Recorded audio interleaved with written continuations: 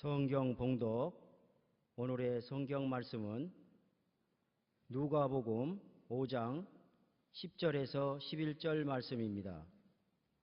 성경 봉독 누가복음 5장 10절에서 11절 말씀입니다. 성경 봉독합니다. 세베대의 아들로서 시몬의 동업자인 야고보와 요한도 놀랐습니다. 예수께서 시몬에게 이르시되 무서워하지 말라. 이제 후로는 네가 사람을 취하리라 하시니 그들이 베드로를 육지에 대고 모든 것을 버려두고 예수를 따르리라. 아멘. 베드로 누가 베드로 선교회의 헌신 예배입니다. 그리고 오늘 마라나타 찬양대가 찬양을 또 잘 은혜롭게 해 주셨습니다. 지난주에도 제가 그런 생각을 했는데 우리 마라나타 찬양대는 아주 은혜로운 찬양을 해 주시는 귀한 찬양대다라는 그런 생각을 했습니다. 여러분들 마라나타 찬양대를 위해서 더 부흥되고 더 열정적으로 무엇보다도 목소리뿐만 아니라 믿음으로 찬양하는 그러한 찬양대가 될 수 있도록 기도해 주시기를 바랍니다. 그리고 여러분들 누가 베드로 선교회를 위하여서도 많은 기도를 해 주시기를 바랍니다. 추운 겨울이 지나고 봄이 찾아오고 있습니다. 계절도 이렇게 변화를 가지고 오고 있는데 성도 여러분들의 신앙도 다시 한번 변화를 가져오셔서 더욱더 활기차고 그리고 생기 넘치도록 그렇게 변화하는 준비를 2월 한 달 동안 열심히 기도와 말씀으로 준비하셔서 더 생동감 있는 성숙된 믿음으로 올 한 해의 삶을 잘 감당하시기를 바랍니다. 여러분은 혹시 왕봉이라는 분을 알고 계십니까? 얼마 전에 퇴직을 하고 새로운 일을 시작을 했고 자녀들도 또 여러 명이 있는 분입니다. 그러다 보니 별별 일을 다 겪고 있습니다. 아마 이 시대를 살아가고 있는 가장의 남성 가정의 모습을 잘 표현해 주고 있는 그런 역할입니다. 매일매일 어려운 일을 만나지만 또 사실 좋은 일보다는 정말로 힘든 일을 많이 만나지만 그래도 인생을 포기하지 않고 균형을 잘 잡으려고 노력하는 한 가장입니다. 여러분은 이 왕봉이라는 분을 매주 토요일하고 주일 밤에 드라마에서 만나실 수 있습니다.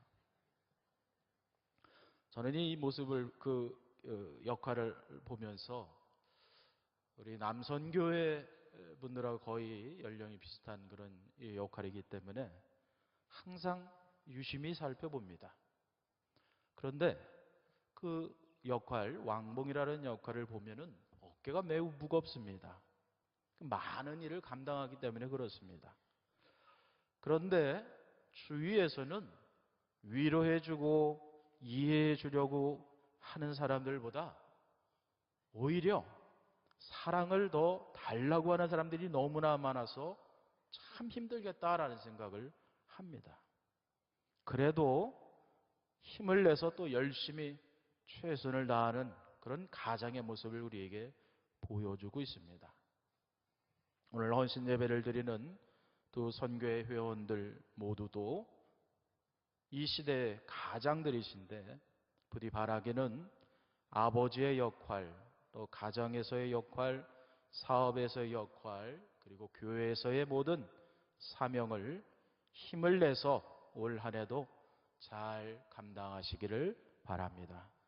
우리에게는 소망이 있는데 그것은 내가 힘이 많아서 기술이 많아서 사명을 감당할 수 있는 것이 아니라 하나님께서 동행해 주시기 때문에, 그래서 하나님이 지혜와 능력과 용기와 소망을 주시기 때문에 우리는 약해도 하나님이 때문에 그 역할을 잘 감당할 수 있는 것입니다. 주님에게 소망을 두시기를 바랍니다. 옛부터 60세의 나이를 다른 명칭으로 동양에서는 이순이라고 합니다. 그 뜻은 천지 만물의 이치를 통달했다. 그리고 듣는 대로 다 모두 잘 이해할 수 있다. 이제 그런 뜻입니다. 아마 오늘 헌신 예배를 드리는 두 선교회 회원들 나이가 거의 이순을 다 넘었습니다. 그래서 이제 앞으로 살아가야 할 날들이 점점 줄어드는 그런 상황이 있을 겁니다. 그래도 그 나이의 이름처럼 만물의 이치를 잘 통달할 수 있는 경지가 되셨으니까 여유를 가지시고 건강하게, 그러나 이 변화의 시대, 이제 우리는 100세의 시대를 준비하고 살아야 되니까 이 변화의 시대에 믿음과 삶에 더욱 긴장을 더 하셔서 특히 2014년도 주님께 더 가까이 나아가시기를, 그래서 주님이 주시는 은혜를 받으시기를 바랍니다. 야고보서 말씀처럼 하나님을 가까이 하라. 그리하면 너희를 가까이 하시리라. 하나님을 가까이 하려는 믿음의 자녀들에게 하나님께서 가까이 해주신다는 뜻입니다. 주님을 가까이 하는 자가 복이 있습니다. 누가, 베드로, 선교의 회원 모두 주님을 가까이 하시는 그런 믿음 생활을 하셔서 살아계신 하나님을 구체적으로 경험하고 그 받은 은혜를 가지고 변화가 심하고 어려운 세상에서 유혹과 죄에 넘어지지 마시고 풍요로운 은혜의 삶을 사실 수 있기를 주님의 이름으로 축원드립니다. 베드로와 누가는 공통적으로 자신의 인생에서 변화와 또 삶의 전환을 잘 준비했던 신학시대에 살았던 신앙인입니다. 물론 이 두 사람은 차이점도 있습니다. 베드로는 어부였습니다. 그리고 베드로는 예수님의 12 제자 중에 한 사람이었습니다. 누가는 그의 직업이 의사였습니다. 물론 현대의 의사와는 좀 개념이 다를 수 있습니다. 그러나 여하튼 누가는 의사였고 뿐만 아니라 저술가였습니다. 아마 요즘 말하면 요즘 정도로 비유한다면 아주 뛰어난 문장가였습니다.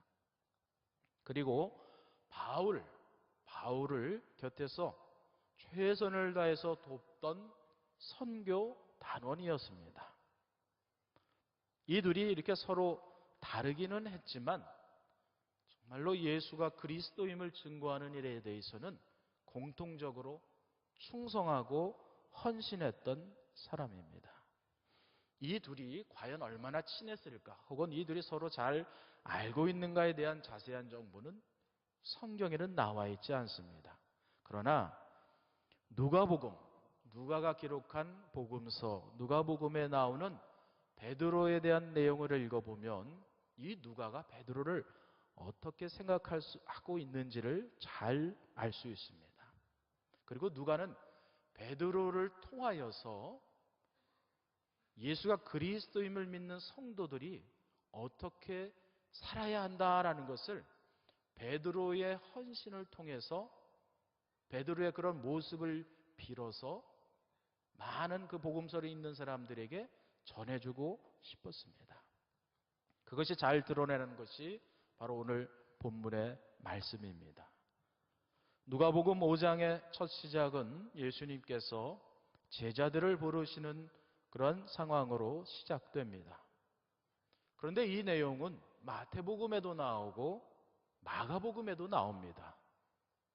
갈릴리에서 고기를 잡던 베드로와 그의 일행들에게 예수님이 나타나셨고 그 만남을 통해서 제자로 삼으신 바로 그런 내용입니다.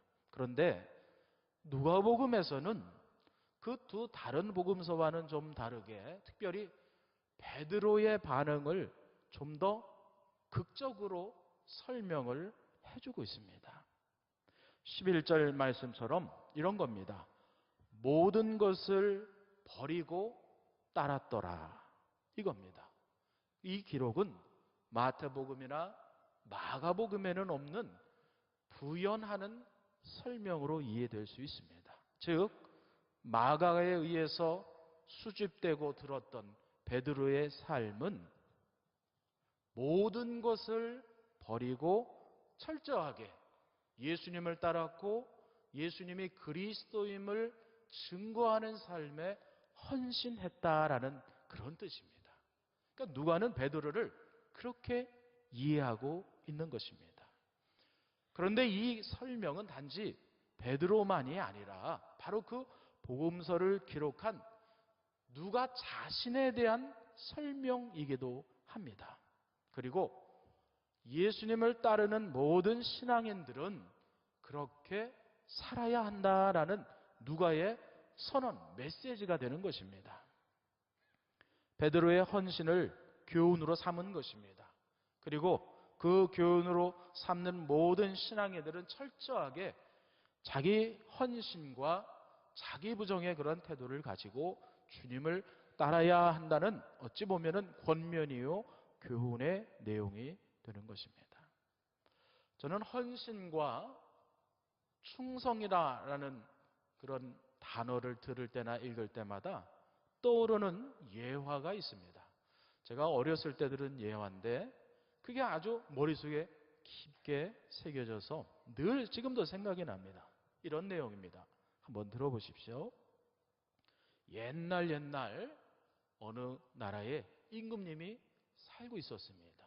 하루는 임금님이 이 신하들이 얼마나 충성하는가 그게 궁금했습니다. 그래서 한번 시험을 해봐야겠다 이런 생각을 가지고 꾀를 낸 겁니다. 그러면서 이런 명령을 내렸습니다. 내가 이제 며칠 후에 잔치를 여는데 음식은 내가 다 준비할 텐데 신하인 당신들은 잔치에 참여할 때 그냥 오지 말고 포도주를 한 병씩 집에서 좋은 것으로 가져오시오. 이렇게 명령을 했습니다. 신하들이 다 알겠습니다. 이렇게 대답을 했겠죠. 그리고 드디어 잔칫날 음식이 다 차려져 있는데 왕이 명령하는 겁니다. 자, 내가 명령한 그 명령대로 여러분들이 가지고 온 그런 포도주 병을 이 앞에 있는 항아리 큰 곳에다가 다 나와서 부으시오. 그랬습니다. 그래서 신하들이 다 그 명령대로 따랐어요. 그리고 나서 다 한 사람씩 나와서 그 큰 항아리에다가 가져온 것을 부어 넣습니다. 그리고 이제 왕이 다 그것을 마친 후에 신하를 시켜서 다시 큰 항아리에 있는 그 포도주를 사람들, 그 신하들에게 다 일일이 다시 다 따라준 것이죠. 그리고 자, 다 마시시오 이렇게 명령을 했습니다. 그러면은 그 신하들이 마셨던 그 잔에서 무슨 맛이 나야 됩니까? 당연히 포도주 맛이 나야 했는데 신하들이 먹고 나서 서로 얼굴만 쳐다보는 것이었습니다. 왜 그랬을까요? 포도주 맛이 나긴 나는데 이건 포도주에 물을 섞은 그저 맹맹한 맛이 났기 때문에 서로 얼굴만 쳐다본 것입니다. 왜 그랬을까요? 그 이유는 뻔합니다. 생각을 한 것이죠. 내가 아니더라도 나는 그냥 가져오지 않아도 물을 가져와도 다른 사람이 다 왕의 명령대로 포도주를 가져올 테니까 나 하나쯤이야 왕의 명령을 안 들어도 모르겠지 이러면서 서로 물 가져온 것입니다. 저는 이 헌신에 대해서 충성에 대해서 단어를 읽고 들을 때마다 바로 그러한 예화가 늘 생각이 납니다. 하나님의 부름 앞에서는, 그리고 하나님의 명령 앞에서는 한 사람도 예외 없이 예수가 그리스도임을 믿는 성도들은 동일하게 헌신해야 하는데, 그 어리석은 신하들처럼 나 하나쯤이야 하면서 빠져나가고 내가 안 해도 누군가 하겠지라고 생각하는 모습이 우리 안에 있습니다. 그러나 우리는 꼭 기억해야 합니다. 주님의 부름을 받은 백성들은 누구나 예외 없이 주님이 명령하신 대로 헌신하고 충성해야 합니다. 베드로와 누가의 삶은 바로 그러한 헌신의 삶이었습니다. 가지고 있던 생활의 모든 요소들이 다 주님을 위해서 사용했습니다. 베드로의 경우는 그가 가지고 있던 큰 재산, 배, 얼마나 그 비싼 거였겠습니까? 배를 다 버렸습니다. 금을 요즘이야 공장에서 금을 만들어서 판다고 하지만 그것도 굉장히 비싸죠. 근데 이 시대, 몇천 년 전 시대에 그물을 산다는 것 더 큰 가치를 지불해야 되는데 그것도 다 내려놓았습니다. 가족 다 외면하고 주님 따라다녔습니다. 그런데 우리가 꼭 기억해야 될 것이 있습니다. 우리는 베드로와 혹은 누가와 베드로의 헌신을 생각하다 보면은, 그래, 그들이 살고 있었던 모든 삶을 다 중단하고 포기하고 단절하고 주님을 따랐을 거야 라고 생각합니다. 물론 어느 정도는 그랬을 것입니다. 그러한 요소가 없는 것은 아니었습니다.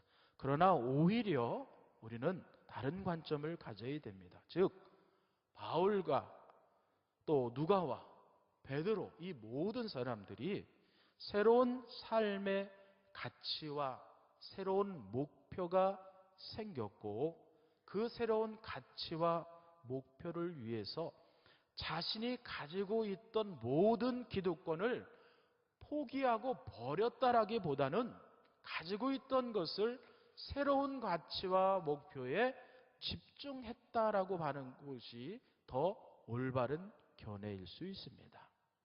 삶의 방향과 인생관, 가치관이 그들은 예수님을 만나고 경험한 이후에는 180도 바뀌었습니다. 그리고 그것에 합당하도록 그들이 가지고 있었던 삶의 요소들을 다시 새로운 목표에 다시 세팅을 하는 것이었습니다.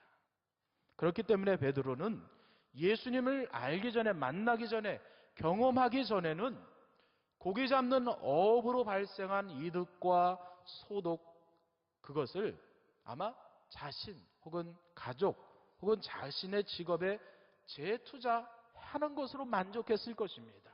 그런데 변화가 발생한 것입니다. 이제는 예수님을 위해서 사용하게 되었다라는 것입니다. 베드로는 자신의 건강과 시간과 경험 그리고 자기의 재산을 예수님과 또 다른 많은 제자들과 또 많은 무리들이 사용하는 생활과 경위에 사용했을 것입니다. 누가도 동일합니다. 자신이 가지고 있던 의술을 통해서 발생한 소득을 예수님을 알기 전에는, 복음을 알기 전에는 아마 집을 사는데 혹은 병원을 넓히는데 혹은 개업을 하는데 아니면 자기가 특기인 글 쓰는 데에 돈이 많이 들어가니까 그 글 쓰는 데 비용을 아마 지불했을 것입니다. 그런데 바울을 통해서 복음과 진리를 경험한 후에는 자신의 직업, 의술을 통해서 얻어지는 물질적인 이득과 경험과 지식을 선교에 다 헌신했다라는 것입니다. 그리고 그것의 가장 아름다운 것이 뭐냐면 거액을 들여서 예수님에 대해서 행적을 기록하여 누가복음을 남겼고, 교회와 제자들, 사도들, 많은 믿는 사람들의 행적을 기록하여서 사도행전을 남긴 것입니다. 여러분, 그건 그냥 된 것이 아닙니다. 그냥 기도하면서 책상에 앉아서 썼겠지 그런 것이 아닙니다. 요즘도 책을 쓰는 데는 많은 비용과 시간이 듭니다. 그러나 이것은 벌써 몇천 년 전에 있던 일입니다.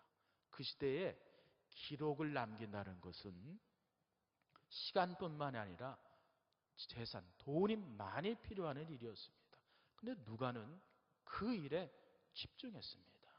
한 권도 아니라 두 권의 막대한 분량을 세밀히 찾아가서 조사하고 듣고 기록을 남기고 그것을 다 완벽하게 기도하면서 믿음으로 정리해서 책으로 남긴 것입니다. 이 모든 것이 누가뿐만 아니라 베드로도 동일합니다. 그가 가지고 있는 것을 우리는 그냥 포기했다, 내려놓았다라는 관점으로만 접근하지만 일리도 있지만 다른 면에서 보면 내려놓았다기보다는 재투자한 것입니다. 그것도 세상에 좋은 이득이 발생하는 것에 투자하는 것이 아니라 영원하신 하나님, 우리의 이 세상의 주인이신 하나님의 영광을 위해서 그곳에 다 투자한 것입니다. 저는 하나님의 백성인 모든 믿음의 자녀들이, 성도들이 바로 그러한 삶을 살아야 된다고 믿습니다. 내가 가지고 있는 모든 것을 다시 세상의 가치나 내 계획에 투자하는 것이 아니라 우리의 주인이시고 만유의 왕이신 주님의 영광을 위해서 헌신해야 합니다. 베드로와 누가와 베드로가 그런 헌신의 삶을 살았다는 것은 정말로 매우 위대한 일입니다.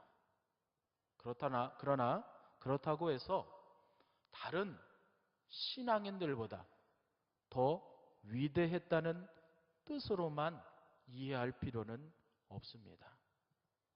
그리스도인은 다른 사람보다 반드시 더 큰 일을 하거나 대단한 일을 해야 하나님이 기뻐하신다라는 법은 없습니다. 그러나 중요한 것은 그리스도인이 된 사람은 그리스도를 만나지 못했던 과거의 자신보다는 반드시 더 나은 사람이 되어야 합니다. 주님은 바로 그런 삶을 기뻐하십니다. 하나님이 주신 것을 가지고 주님을 위해서 사용하는 사람, 그리고 주님 만나기 전보다 과거에 주님을 몰랐던 자신보다 매일매일이 주님 만난 이후의 삶이 조금씩이라도 더 나아지는 사람들을 주님께서는 기뻐하십니다. 그러한 삶을 사시기를 주님의 이름으로 축원을 드립니다. 주님께서는 이렇게 우리에게 선포하고 말씀해 주십니다. 누구든지 그리스도 안에 있으면 새로운 피조물이라. 이전 것은 지나갔으니 보라 새 것이 되었도다. 새 것이 되었도다 라고 했습니다. 이 선언에 합당하도록 우리들의 삶의 자리에서 새로운 인생에 합당하도록 우리 여러분들의 삶의 모든 요소들을 다시 점검하시고 내가 가지고 있는 모든 삶의 요소들을 주님을 위해서 집중하실 수 있기를 주님의 이름으로 축원을 드립니다. 누가와 베드로도 바로 그런 의미에서 큰 일을 많이 해서 훌륭한 신앙인이다 이것이 아니라 진리에 합당하게 살았기 때문에 진정한 신앙인으로서 우리에게 지금도 본을 보여주고 있는 것입니다. 2013년을 우리가 새롭게 시작을 하고 있습니다.